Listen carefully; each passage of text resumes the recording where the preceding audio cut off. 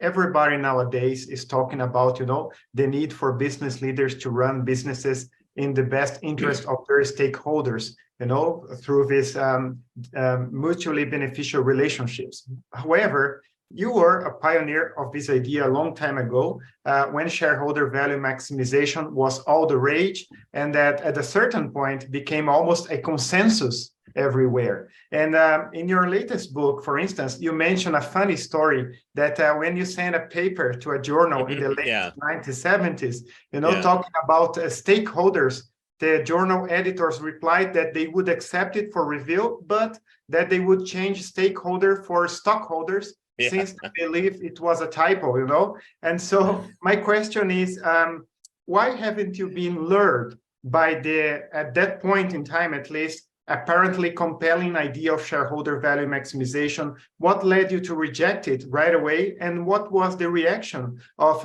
mainstream thinking in business school to your ideas and writings from authors such as Michael Jensen, for instance? Well,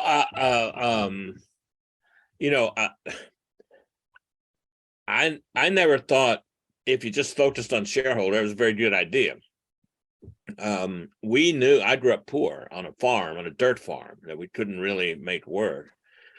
But we knew that you had to deal with groups that, you had to deal with people that you could affect and that could affect you.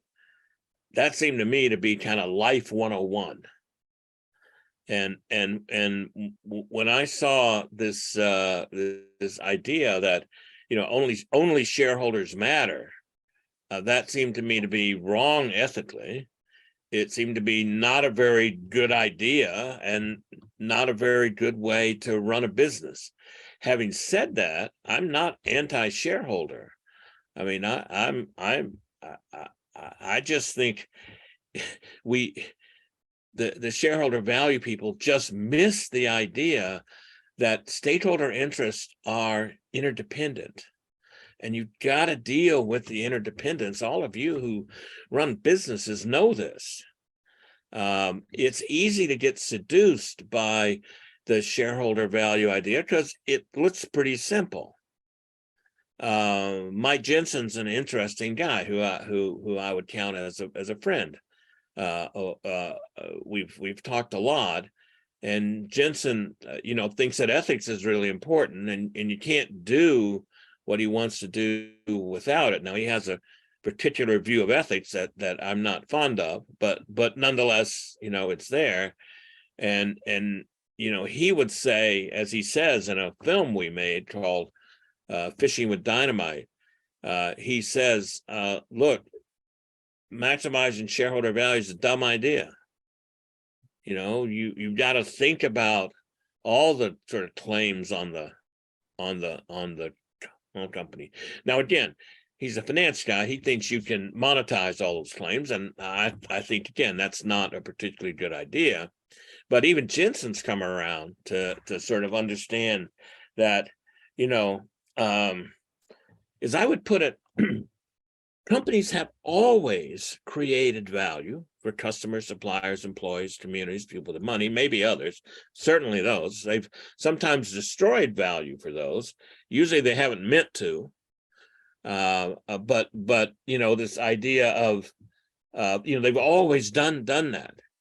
It's a little bit like, I think it was the French author Molière, who has a character who's upset because now he has to learn something called prose, and he discovers, well, no, he speaks prose. I think companies have always created value for their stakeholders, and if you're now aware of that, you can improve the hell out of it. You can create even more value, and that's why being kind of explicit about it. I don't mean trumpeting it in public necessarily, but understanding, wait a minute, these groups are interdependent, and I got to figure out how to take advantage of that interdependence so I can create even more value. And that seems to me, look, back in the 70s, nobody cared. I got to say, I thought I was a business strategy guy, and people in business strategy just didn't care. They were they were being seduced by Michael Porter's economics and what had been a course in business schools called business policy, where you thought about how things fit together, you thought about interdependence. All those went away for economic analysis and five forces and all of that sort of stuff. So, I quickly decided that I guess I got kind of rejected by all the strategy people. Even they've come around now. There's a large group of them that do stakeholder theory in strategy. So, there's a way in which I would say if I look over the last, well, that paper's in 77, so that would be what, 46 years. It's not me, it's the idea, and the idea works. If it didn't work, we wouldn't be talking about it here. So I'm very grateful for all the people that have, made it sort of an idea in good currency today. If I had a small part in that, great, but there are lots of people all over the world that are doing this, and people like you that are doing it for real. I mean, I only write about this stuff. The people that are out doing it in the world are the ones who are the heroes here.